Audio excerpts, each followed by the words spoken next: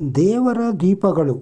ಬಂಧುಗಳೇ, ದೇವರಿಗೆ ನಮ್ಮ ಹಿಂದೂ ಸಂಪ್ರದಾಯದ ಪ್ರಕಾರ ಪ್ರತಿಯೊಂದು ಮನೆಯಲ್ಲೂ ದೇವರಿಗೆ ದೀಪ ಹಚ್ಚುವುದು ಸರ್ವೇ ಸಾಮಾನ್ಯ. ಬೆಳಗ್ಗೆ ಹಾಗೂ ಸಾಯಂಕಾಲ ಎರಡು ಕಾಲದಲ್ಲಿಯೂ ದೀಪವನ್ನು ಹಚ್ಚುವುದು ವಾಡಿಕೆ. ದೀಪಗಳಲ್ಲಿ ಹಲವಾರು ತರಹ ಇದೆ. ಪ್ರತಿಯೊಂದಕ್ಕೂ ತನ್ನದೇ ಆದ ವೈಶಿಷ್ಟ್ಯಗಳೂ ಇವೆ. ಅವುಗಳಲ್ಲಿ ನಂದಾದೀಪ, ಅಖಂಡ ದೀಪ, ತುಪ್ಪದ ದೀಪ, ಎಣ್ಣೆ ದೀಪ, ಹಿಟ್ಟಿನ ದೀಪ, ಲಿಂಬೆಹಣ್ಣಿನ ದೀಪ, ಎಳ್ಳು ದೀಪ, ನೆಲ್ಲಿಕಾಯಿಯ ದೀಪ, ಜಲದೀಪ, ನಂದಾದೀಪ ಮತ್ತು ಮಹತ್ವಗಳು. ನಂದಾದೀಪ ಅಥವಾ ಅಖಂಡ ದೀಪವನ್ನು ಹಚ್ಚಬೇಕಾದರೆ ದೇವರಿಗೆ ಬಲಗಡೆ ಹಚ್ಚುತ್ತಾರೆ. ಅಖಂಡ ದೀಪಕ್ಕೆ ತುಪ್ಪ ಶ್ರೇಷ್ಠ. ಹಸುವಿನ ತುಪ್ಪ ತುಂಬ ಶ್ರೇಷ್ಠ. ಶುದ್ಧವಾದ ಎಣ್ಣೆಯಿಂದಲೂ ಕೆಲವರು ಹಚ್ಚುತ್ತಾರೆ. ಶುದ್ಧವಾದ ಬತ್ತಿಯಿಂದ ಮಾಡಿದ 3, 5, 7 ಎಳೆಗಳನ್ನು ಉಪಯೋಗಿಸುತ್ತಾರೆ. ಅಖಂಡ ದೀಪವನ್ನು ಪೂರ್ವ ಅಥವಾ ಉತ್ತರದ ಕಡೆಗೆ ಹಚ್ಚುವುದು ಶುಭ. ಪೂರ್ವದ ಕಡೆಗೆ ದೀಪವನ್ನು ಹಚ್ಚಿದರೆ ಅಷ್ಟೈಶ್ವರ್ಯ ಹಾಗೂ ನವನಿಧಿಗಳು ಪ್ರಾಪ್ತಿಯಾಗುತ್ತದೆ. ಮನೆಯಲ್ಲಿ ಹಿರಿಯರಿಗೆ ಗೌರವ ಮತ್ತು ಆರೋಗ್ಯ ಭಾಗ್ಯ ದೊರೆಯುವುದು. ಅಂತಹ ಕಲಹಗಳು ಇರುವುದಿಲ್ಲ. ಮನೆಯಲ್ಲಿ ದೇವರ ಅನುಗ್ರಹವು ಸರ್ವ ಕಾರ್ಯದಲ್ಲಿಯೂ ಇರುತ್ತದೆ. ಮನೆಯಲ್ಲಿ ಶುಭ ಕಾರ್ಯಗಳು ನಡೆಯುತ್ತಿರುತ್ತವೆ. ಉತ್ತರದ ಅಭಿಮುಖವಾಗಿ ದೀಪವನ್ನು ಹಚ್ಚುವವರು ಸ್ವಲ್ಪ ದೇವಮೂಲೆಗೆ ಅಂದರೆ ಈಶಾನ್ಯ ದಿಕ್ಕಿಗೆ ತಿರುಗಿಸಿ ಹಚ್ಚಿದರೆ ಮನೆಯಲ್ಲಿ ಶ್ರೀಲಕ್ಷ್ಮಿ ಕಟಾಕ್ಷ ಜಾಸ್ತಿಯಾಗುತ್ತದೆ, ಪ್ರಾಪ್ತಿಯಾಗುತ್ತದೆ. ಬರಬೇಕಾದ ಹಣವು ಬೇಗ ಬರುತ್ತದೆ. ಸಾಲದ ಬಾಧೆ ನಿವಾರಣೆಯಾಗುತ್ತದೆ. ಮನೆಯಲ್ಲಿ ಮಂಗಳ ಕಾರ್ಯಗಳು ಸುಸೂತ್ರವಾಗಿ ನಡೆಯುತ್ತವೆ. ಮಾಟಮಂತ್ರಗಳು ತಟ್ಟುವುದಿಲ್ಲ. ದೇವರ ಅನುಗ್ರಹವು ಎಂದೆಂದಿಗೂ ಇರುತ್ತದೆ. ಎಣ್ಣೆ ದೀಪ. ಸಾಮಾನ್ಯವಾಗಿ ಎಲ್ಲರೂ ದೇವರಿಗೆ ಎಣ್ಣೆಯ ದೀಪ ಹಚ್ಚುತ್ತಾರೆ. ದೀಪಕ್ಕೆ ಉಪಯೋಗಿಸುವ ಎಣ್ಣೆಯು ದಪ್ಪವಿದ್ದರೆ ಅಂದರೆ ಹರಳೆಣ್ಣೆಯ ತರಹ ಮನೆಯಲ್ಲಿ ನಡೆಯುವ ಪ್ರತಿಯೊಂದು ಕಾರ್ಯಗಳು ಬಹಳ ನಿಧಾನವಾಗಿ ನಡೆಯುತ್ತದೆ.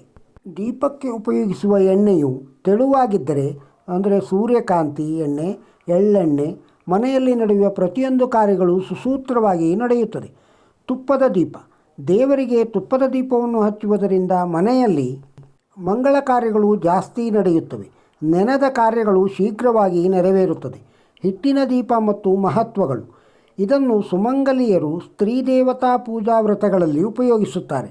ದೇವರಿಗೆ ಹಿಟ್ಟಿನ ದೀಪವನ್ನು ಹಚ್ಚುವುದರಿಂದ ಸ್ತ್ರೀಯರಿಗೆ ಮಾಂಗಲ್ಯ ಭಾಗ್ಯವು, ದೇವಿಯ ಅನುಗ್ರಹವೂ ಬೇಗ ಆಗುತ್ತದೆ.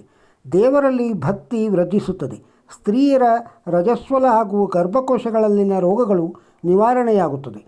ಯಾರ ಮನೆಯಲ್ಲಿ ಸರ್ಪದೋಷಗಳು ಇರುತ್ತವೆಯೋ ಅಥವಾ ಜಾತಕದ ಪ್ರಕಾರ ಇದೆಯೆಂದು ಹೇಳುತ್ತಾರೆಯೋ ಅವರು ಸರ್ಪ ಸಂಸ್ಕಾರವನ್ನು ಮಾಡುವಾಗ ಹಿಟ್ಟಿನ ನಾಗರದ ಮುಂದೆ ಹಿಟ್ಟಿನ ದೀಪದಲ್ಲಿ ದೀಪವನ್ನು ಹಚ್ಚಿ ಸರ್ಪ ಪೂಜೆಯನ್ನು ಮಾಡಿದಾಗ ಅವರಿಗೆ ಹಾಗೂ ಅವರ ಮನೆಯವರಿಗೆ ಸಮಸ್ತ ಸರ್ಪದೋಷಗಳು ನಿವಾರಣೆ ಆಗುತ್ತವೆ.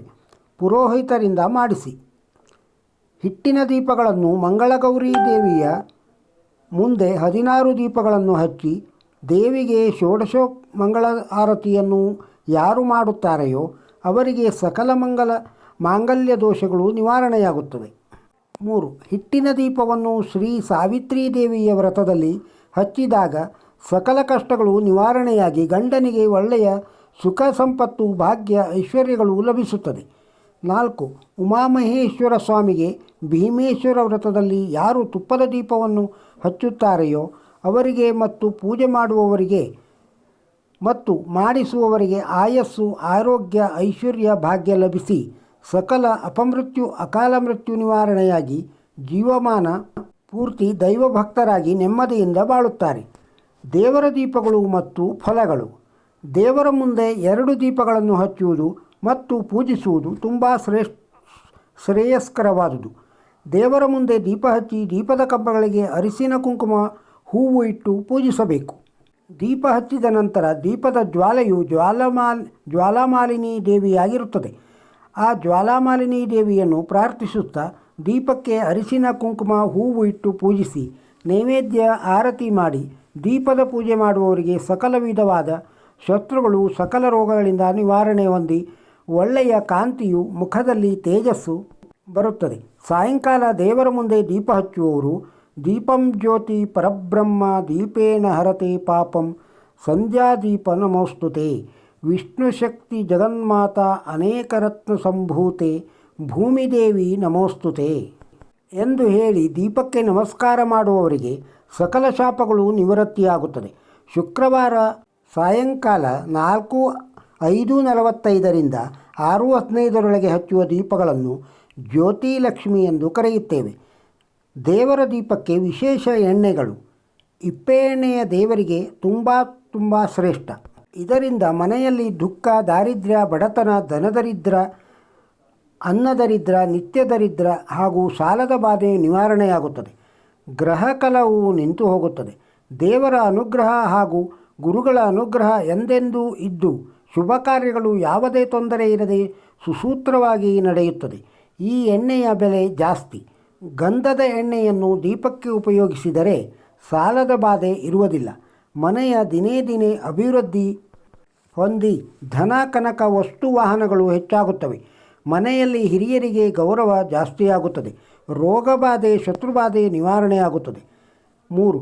ದೇವರ ದೀಪಕ್ಕೆ ಎಳ್ಳೆಣ್ಣೆ ಉಪಯೋಗಿಸಿದರೆ ಕಷ್ಟಗಳು ದಿನಕ್ರಮೇಣ ಕಡಿಮೆಯಾಗುತ್ತದೆ. ದೇಹದ ಆರೋಗ್ಯವು ದಿನೇ ದಿನೇ ಸುಧಾರಿಸುತ್ತದೆ. ಉದರ ವ್ಯಾಧಿಗಳು ನಿವಾರಣೆಯಾಗುತ್ತದೆ. ಕಣ್ಣಿಗೆ ಸಂಬಂಧಿಸಿದ ಕಾಯಿಲೆ ನಿವಾರಣೆಯಾಗುತ್ತದೆ.